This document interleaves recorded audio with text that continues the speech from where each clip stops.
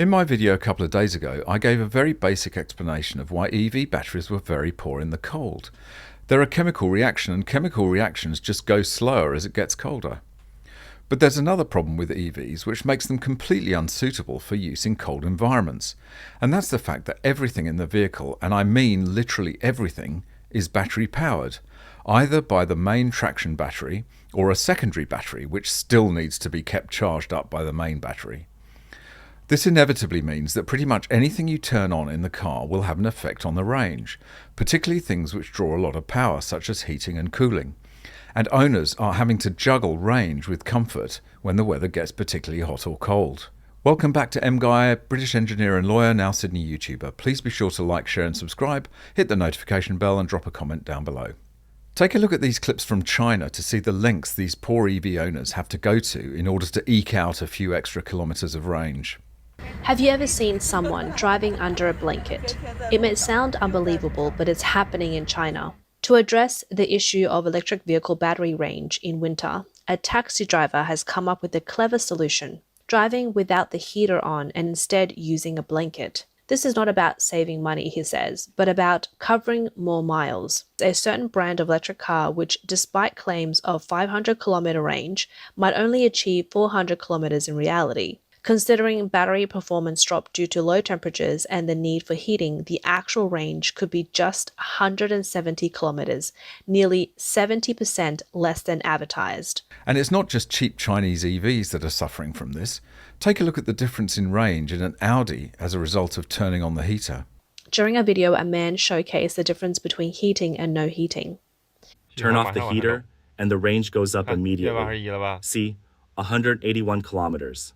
Turn it on and it drops to 105. See, the range halves.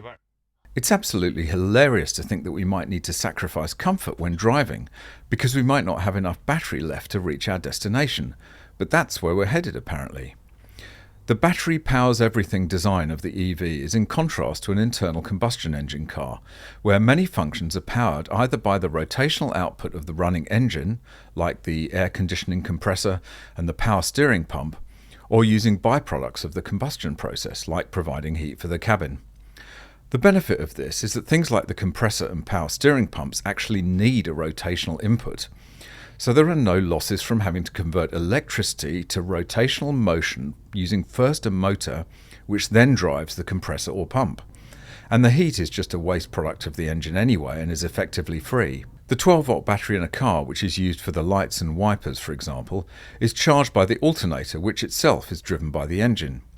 But every single solitary watt of power you draw from the EV battery will reduce the car's range.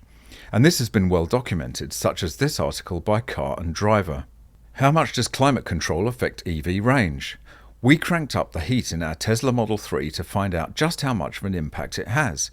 In Michigan, winter hasn't quite loosened its grip yet, holding on to the cold and cloudy skies like a curmudgeonly old man. Naturally, our first instinct when we climb into a cold car is to crank up the heat. However, in electric vehicles, such as our long-term Model 3 long range, turning on the heat can't be an afterthought because it dramatically impacts efficiency and range. Heating or air conditioning is a big deal in an electric vehicle for two reasons.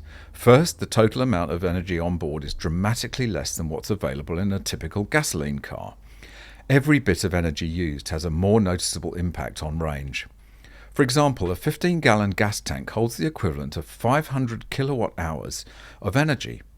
That's more than 6 times what our Model 3 carries fully charged.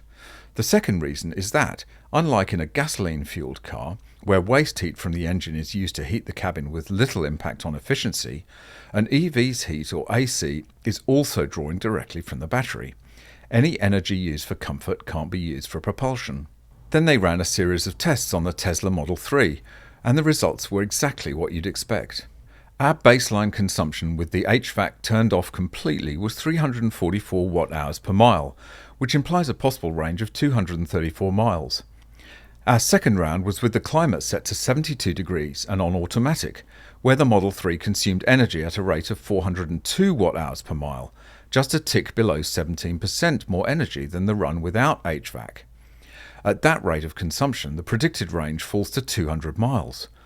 For our final test, with the heat all the way up and the seat heaters on, if you like the carpool in winter, this number is for you, we measured a whopping 466 watt-hours per mile, which greatly exceeded even the highest number we got in our aero wheel cover test, and that was on all-season tyres travelling at 90 miles per hour. With the heat blasting at that rate, you could expect your range to drop to a meagre 173 miles by consuming about 35% more energy than our baseline run.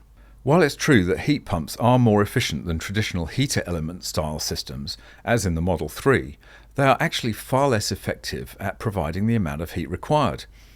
Just ask the poor folk of the UK who've had to replace their boilers with heat pumps. And the solution to this is a series of driver inconveniences, as the US AAA explains in an article from 2019. According to AAA's latest research, using the air conditioner in 95-degree weather, that's 35 degrees Celsius, can reduce an electric vehicle's driving range by 17%. Even more astonishing, battery electric vehicle drivers who use their heat in 20-degree weather, that's minus 6 degrees Celsius, can expect their vehicle range to drop by an average of 41%. Using the vehicle's HVAC system to combat severe temperatures is important to guard against heat stroke and hypothermia, says AAA's Idaho Public Affairs Director Matthew Conde. But because cold weather can chop an electric vehicle's range nearly in half, it's important for drivers to consider the seasonal adjustments they may need to make to stay safe on the road. When temperatures peak, and especially when they plummet, AAA encourages BEV drivers to plan ahead by building in additional pit stops to recharge and by bundling trips. Another way to reduce battery drain is by preheating or pre-cooling the vehicle while it's still connected to the charger. Finally, electric vehicle owners can stabilize vehicle temperatures by keeping them in a garage. Yes, fine if you have one, not so great if you don't.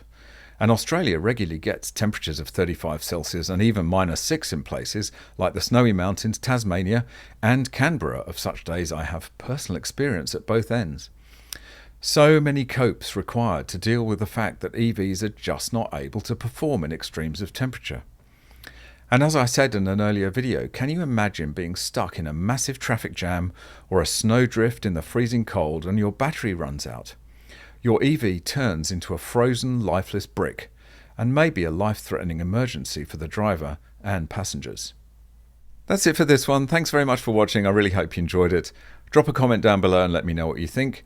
If you have any tips or stories, you can hit me up on Instagram or by email, and I look forward to seeing you in the next one. Bye for now.